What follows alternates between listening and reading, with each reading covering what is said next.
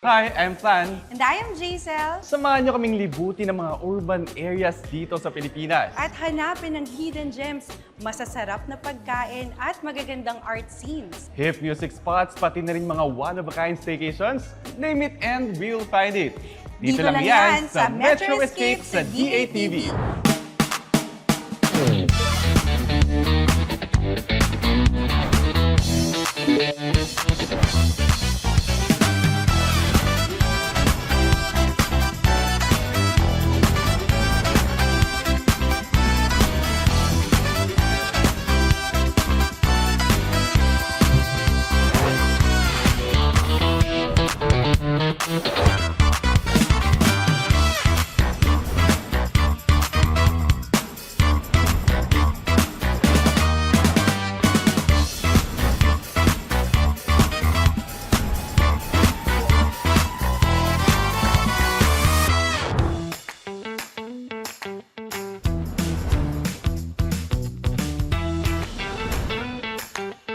Welcome to Metro Escape, another food trip adventure, and nandito po tayo ngayon sa La Casa Rizal and ready na ako ma-meet ang kanilang pinagmamalaking world-class chef na si Chef Bendo. So tara na!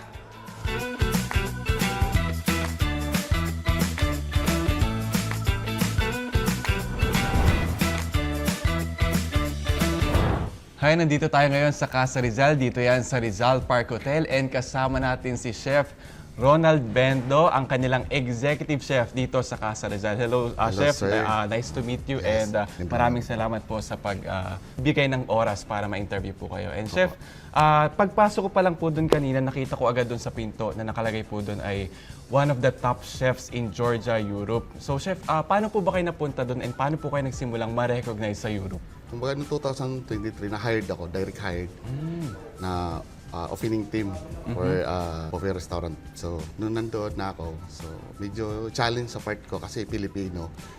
Medyo ano sa kanila kasi first time daw nila na hawakan sila ng Filipino. Binigay ko lang yung best ko hanggang nakuha ko yung ano nila, yung style nila. Tinuro ko lang, siyempre Filipino, di po patalo yan. Inano ko lang yung best. Hanggang mga 3 months, nagtiwala na sila sa akin. Then nag-open kami, yun, nashock sila. Oh, wow. So, ganito pala yung food. Kasi una-una, hindi sila sanay sa buffet, sit up. Kasi Eastern Europe kasi hindi masyadong ano yan eh. Ang kilala natin sa Europe yung mga, doon sa mga malaking ano. Oh. So nagulat sila na yung Pilipino, ano pala magaling. Hinar ka doon as executive chef agad. So yung mga under mo is mga Pilipino din ba sila? O? Wala. Nag-hire na lang ako ng 2 Pilipino pero mostly local. Pero mga, ang sinaserve niyo po doon ay Filipino foods or European foods? European foods. Actually, Georgian sila eh. Yung Georgian food kasi, hindi masyadong nakilala natin kasi mas ano natin yung Italian, yung French, Scandinavian. So yung Eastern Europe, hindi masyado. So kaya yun, inaral ko, tapos minix ko yung Georgian food, tapos Filipino international cuisine. Oh, so hindi ba yung naging mahirap, chef, na parang, siyempre European, siyempre hindi naman yan masyadong sanay sa Filipino foods, di ba? Kasi parang iba yung taste nila sa pagkain, di ba? So, paano yun? Pumatok ba yun sa mga Europeans na... Oo, pumatok. Actually, yung pinakamalakas natin doon, yung ang kilala, yung ano, nilabas kong lechon kawali with Bicol Express sauce. So, naano sila doon, na-amaze sila doon. Kasi wala sa kanila eh. Kasi yung pork nila, kung ano nakikita natin na kinakain na dinadala ng mga expat dito sa atin, yun na yun, mga pork nila. Pero yung pork natin na galing sa atin, hindi nila na first time lang na nakikita yun. Kaya gulat na gulat sila. So, anong feedback nila doon, chef? Parang first time nila, so parang natuwa naman sila na kakaiba, something different. Oo, natuntua sila. Kaya hanggang lagi na sila nandun, pinipil. Doon naman sa kanila, kung nagustuhan nila yung food, talagang bababa sila. Kahit nung una, parang sila, Pilipino yan eh. Bang alam kasi, di ba?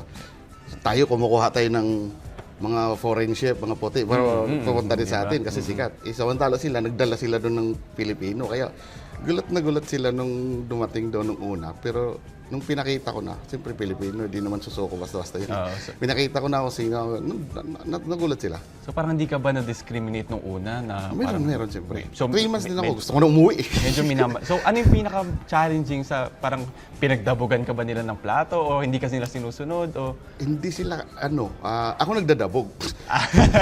yung Pilipino talaga. Oo, ako mga nagdadabog. Kasi yun ang palaban street ko doon sa kanila. Ang ano doon, is, tamad sila, ayun lang gumalaw.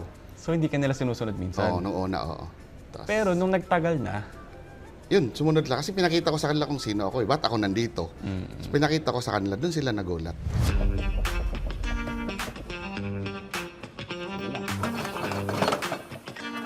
so chef, so na-recognize ka na as top chef in Georgia, Europe. So ano naman ang nag-push sa'yo? Bakit bumalik ka pa dito? Kasi parang okay na yun, nag-start na yung career mo sa Europe. So ano yung nag-push sa'yo? Bakit nagbalik pa dito sa Casa Rizal? Malamig. Malamig. So malamig, hindi mo kinaya yung lamig. Okay naman, pero siyempre naman mismo ang Pilipinas. Kahit pag nandito ka, gusto mo mag-abroad. Pero nasa abroad ka na, maisip mo, sarap pa rin sa Pilipinas. Kasi wala kang pamilya doon, di ba? Wala kang kamag-anak, pupuntahan. Although mababait naman sila kasi mga orthodox, sila eh. Parang di silang may pagkapareho din sa atin ng Bait naman sila, may pare-pareho ng yung belief pa ng pare-pareho lang. Okay naman, pero siyempre, iba pa rin sa Pinas ka. Oo, totoo yan. Pero hindi mo ba naisip na siyempre, euros yung kinikita mo doon? Pwede mo naman, pero actually meron akong Kung bago kinikita ngayon. mo rin din ngayon dito. Ganun. Pero Ayun meron naman mga pala. offer ngayon. Ano na naman to, UK. Ang offer ko ngayon. Pero siyempre mahaba ang proseso ng UK eh. Di ba basta. Di katulad doon sa Eastern Europe, mabilis lang eh. So may bagong offer po sa inyong job ngayon sa UK? So, pero para sa akin, okay na dito. Masarap na, kasi iba pag nasa ibang bansa ka. Yun nga sinabi ko. Masarap pa rin pag nasa sariling bansa. Actually, totoo yan. Kasi parang dati, nung college ako, parang gusto ko rin na mag-abroad. Kasi parang yung mga tita ko nag-abroad, so umu-okay yung buhay nila. Pero, yun yung sinasabi nila sa akin, pag nandun ka na sa ibang bansa, malungkot. Yun yung pinaka-challenge. Trabaho lang, trabaho. Hindi ba? Kasi dito, well, kung magaling ka naman kasi talaga, like you, chef, bilang kinikilala ka naman, is talagang i-adapt ka rin ng mga hotels and yung mga magagaling or malalaking companies. And yung kikitain mo doon is kaya mo rin kitain Hindi dito. lang nagkakalayo, konti lang. Pero yung mamimiss mo yung pamilya, hindi mo bayaran. Totoo. Yun yung priceless talaga, no, chef.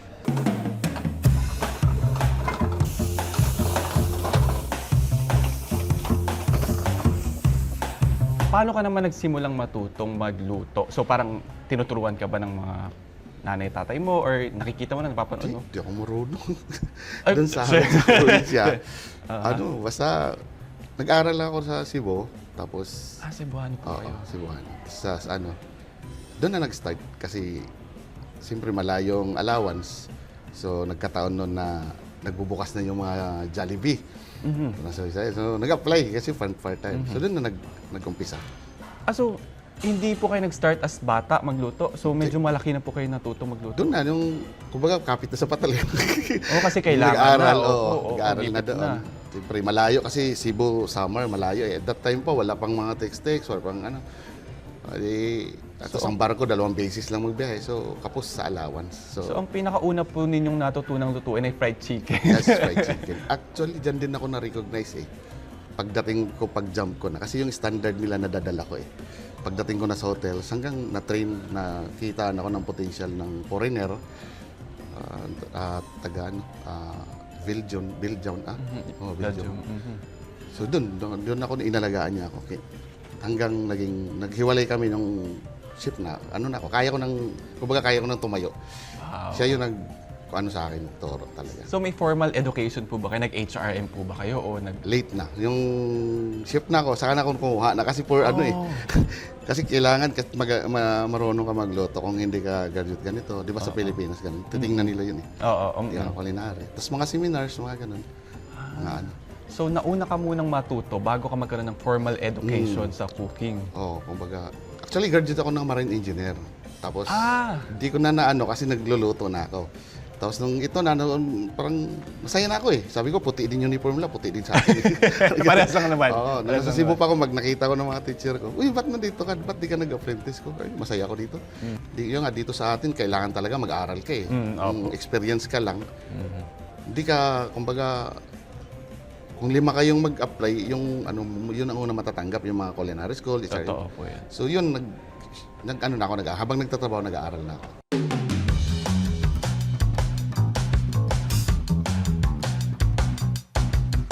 So, mabalik naman tayo dito, Chef, sa Casa Rizal. Ano yung nag-push naman sa'yo? Kasi syempre, top chef ka na sa Europe. So, ano naman yung nag-push sa'yo para piliin mo tong Casa Rizal? Kasi maraming offer dyan, for sure. Maraming mga ibang hotels, di ba? Bali yung managing director, yung isa sa investor, kasama ko doon sa Europe.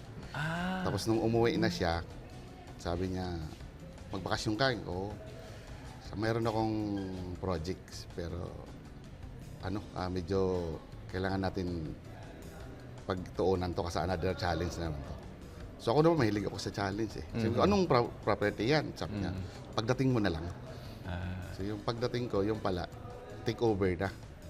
So ikaw na ang pinaka Oo.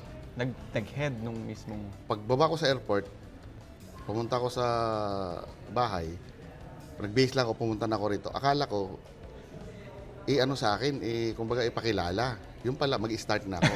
So hanggang ngayon lang pahinga, mag 1 year na ako ng November 6. Ngayong November 6, mag 1 year ako dumating, wala akong pahinga. Di pa ako nakauwi sa province ko. Diretso na dito. So biglaan lang pala. Biglaan na. Tapos na-challenge ako kasi, may potential to, maganda yung So, usap kami, anong gagawin. Tapos yun, tinanong ko na siya, anong pangalan? Kasi nagbago ng name eh. La Casa Rizal. So yun yung nag-isip na ako, anong pagkain ni Rizal? Nung panahon niya. So ang mga pagkain po na ino-offer dito ay mga pagkain ng panahon ni Rizal? May mga ganun. So nag-research kayo po doon? Oo, nag-research. Siyempre, meron tayong dati, di ba? Ano ba bago, wala nata ngayon.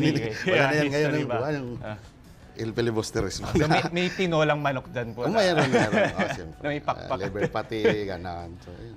So kung saan si Rizal nagpupunta na. So, inaral ko yun. So, doon ko una nilabas yun. Kaso, medyo yung tao. Kaya, inano namin kung ano ba talagang gusto ng tao. So, yun, nagdagdag. Hanggang nakilala siya. Hanggang medyo So, ang parang pinaka-challenge po dito, Chef, nung pagdating nyo ay hindi masyadong gusto ng tao? Ganun po ba? Yung mga parang menu, parang ganyan po? mina nila dati. So, ano po yung parang pinaka naging step nyo para ma-overcome yun?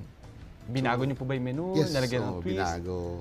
Ang challenge ko dito, ako lang mag-isa para din doon sa Europe. Kasi hindi ko kilala sila eh. Tapos sabi sa akin ng boss ko, magdala ka ng team mo kasi sa amin kasi ganun eh. Kung saan ka pumunta, dala mo team. Sabi ko, walang time, November yun, magde-December, malamang wala akong makuha. Opo. Kasi Yung mga season bonus na kasi. Tsaka... season na. So, yun ang challenge ko doon kasi hindi ko sila kilala. So, inaaral ko rin. So, parang maganda naman yung Nagustuhan ko rin isa dito yung interior nila. Ang Interior na. Actually, maganda nga po. Hindi masyadong, sabi ko, kaya doon ko minsan inaano yung pagkain natin. Binabagay ko sa So, social din yung mga pagkain kasi. may mga rin. Pero di masyado kasi sakto lang. Kasi Pilipino naman po. Oo. Opo.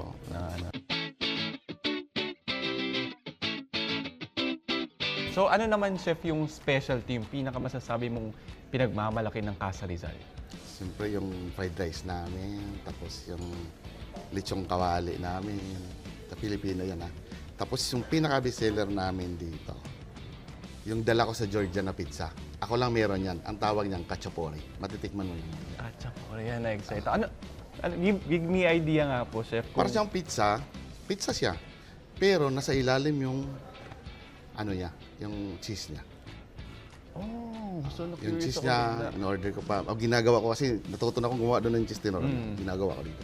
Ako lang meron yan buong sa buong kachapuri. Yun ang namin dito. Pinupuntahan kasi. Wow, abangan natin yung pizza na yan. Doon Tuloy ako. So Chef, invite naman natin yung mga tao para pumunta dito sa pinagmamalaki nating Casa Rizal. Yes, in-invite ko po kayo kung gusto nyo mag-try ng nakaibang food. Filipino twist Georgian.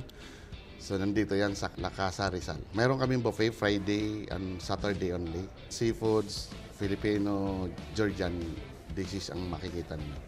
So, kakaiba sa iba. Sa ngayon, ang buffet namin is 299, tapos nag-promo kami 1599. Maraming seafoods, variety of seafoods. So, mamaya may buffet kami. Lahat na po yun, wala na pong additional charge. Like, sa pagpasok ng hotel, wala na po yun. Oo. Diretso na. Sige, ibang mga. So, 1599 99. 1599 na lang siya ngayon from 2,000 299.